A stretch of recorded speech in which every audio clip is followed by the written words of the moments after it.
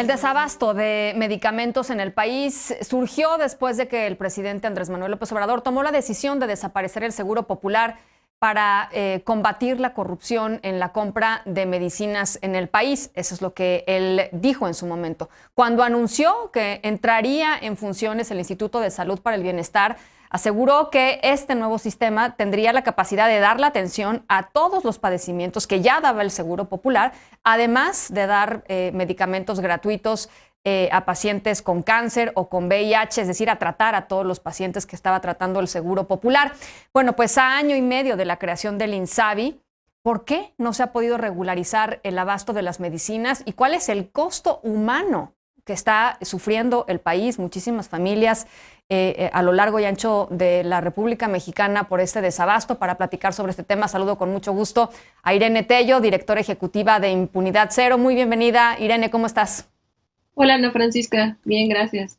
A ver, en este año y medio el gobierno federal ha pasado por una serie de, digamos, diferentes etapas en el tratar de recuperar un poco el abasto que se tenía de los medicamentos como normalmente se hacía antes.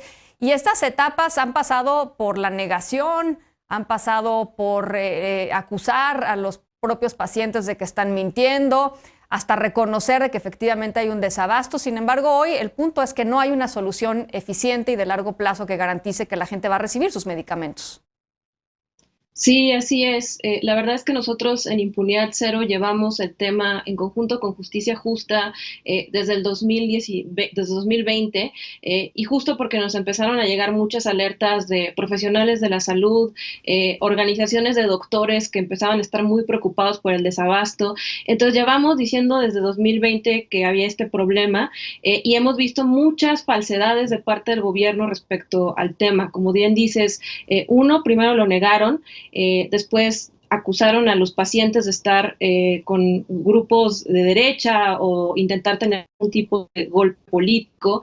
Se ha dicho también que esto es internacional, lo cual también es falso. Se ha dicho que fue por la pandemia de COVID. Entonces nos parece importante que haya claridad respecto a lo que está pasando y que el gobierno sea claro respecto a qué punto está de las compras, porque ahorita lo que sabemos es que la compra que realizó la UNOPS, 55% de las claves quedaron desiertas, y si necesitamos saber si va a ser INSABI, si va a ser la UNOPS, quién se va a encargar de comprar el resto de medicinas que falta y cómo se va a hacer para el resto del año para que ya no haya estos problemas de desorganización y desabasto. Sí. A ver, Irene, yo creo que una de las grandes preguntas es ¿por qué si antes los medicamentos los compraba el gobierno a través del IMSS, que compraba para todo el sistema de salud?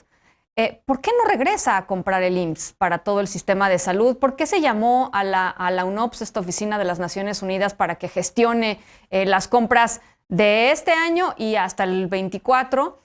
¿Por qué no una vuelta en U si ese sistema perfectible, pero funcionaba? Mira, muchos de los que nos hemos dedicado al tema pensamos lo mismo, porque además creo que una de las cosas que los propuso antes de que se hiciera el cambio radical fue que la UNOP supervisara lo que ya existía. No aceptaron y sí nos parece un grave error, porque lo que está comprobando ahorita la UNOPS es que no tenía ni la experiencia, ni el personal, ni el conocimiento de cómo funcionaba la industria farmacéutica mexicana. Entonces sí nos preocupa que no estén dispuestos a regresar un modelo que podría haber tenido fallas, pero que funcionaba bastante bien. Entonces sí, lo que pedimos al gobierno es que tenga esta apertura. Nadie niega y puede evitar querer tener mayor transparencia en procesos de compra pública, y eso lo puede hacer la UNOPS, pero de la mano de la gente que ya hacía las compras. Entonces ahorita por eso yo pienso lo mismo que tú, no entendemos por qué no regresan a lo que hacía el IMSS antes, y si quieren que pongan a la UNOPS a transparentar, porque todo esto se hizo con el pretexto de que iban a ser más transparentes y ya no iba a haber corrupción en las compras.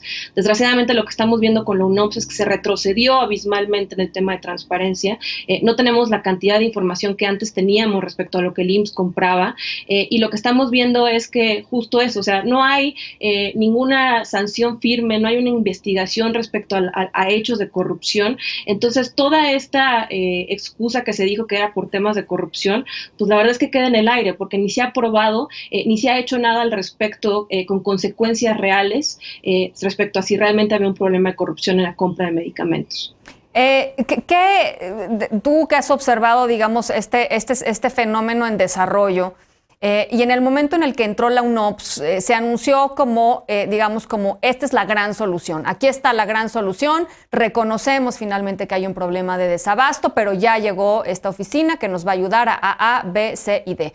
¿Qué particularmente has observado de la gestión de UNOPS que te hace llegar a la conclusión de tenemos menos información, se han hecho las cosas de manera muy poco eficiente, no hay medicamentos?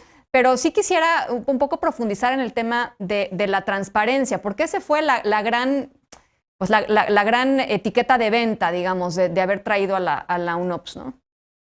Sí, creo que ahí es muy importante hacer una comparación respecto a lo que teníamos antes con lo que está haciendo la UNOPS, porque creo que da mucha claridad para que entiendan por qué están saliendo mal las cosas y poco transparentes. Antes las compras consolidadas se hacían en un periodo, primero que nada, un año antes. En un periodo de 10 meses, en todo el año se hacía no solamente la solicitud de recepciones de todas las medicinas que requerían los hospitales e institutos que se sumaban a la compra consolidada, sino todo el estudio de mercado y técnico que se tenía que hacer para cada una de las claves. Y obviamente la firma de contratos más todo el tema era meses de planeación.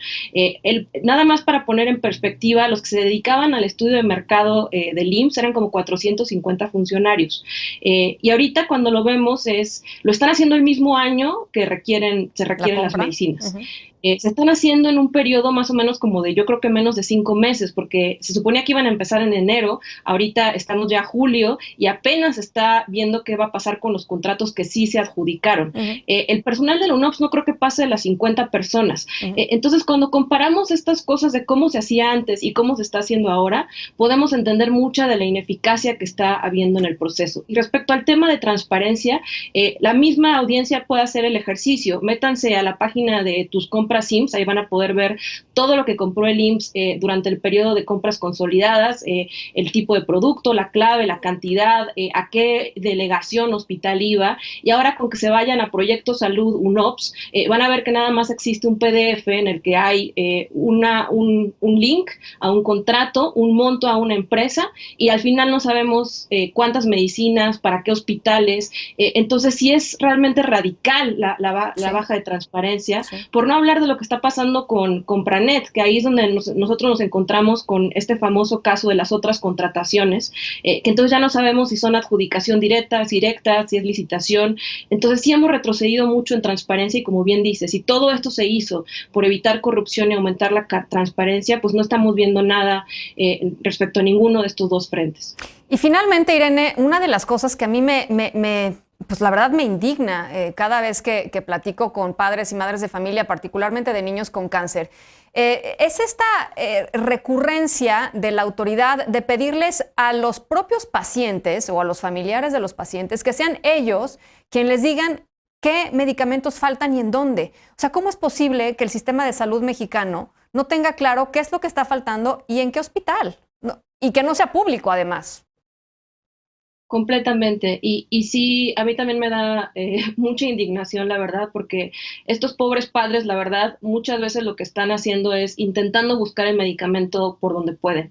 Estas quejas que dicen de que son los mismos 20 padres, pónganse en el lugar de un padre que tiene un hijo con cáncer y piensen cuál va a ser su primera prioridad. Y nosotros a los que entrevistamos nos decían que están desesperados porque lo que más les surge es el tratamiento, que ahora el gobierno los ponga a trabajar en algo administrativo que antes tenía que hacer cada instituto de salud y el sector salud en general, pues sí parece muy indignante. Y además sí creo que ahí es donde vemos esta falta de opacidad todavía en lo que comunica el INSABI y la UNOPS. Claro. Cuando vemos sus comunicados, solamente salen cifras descontextualizadas.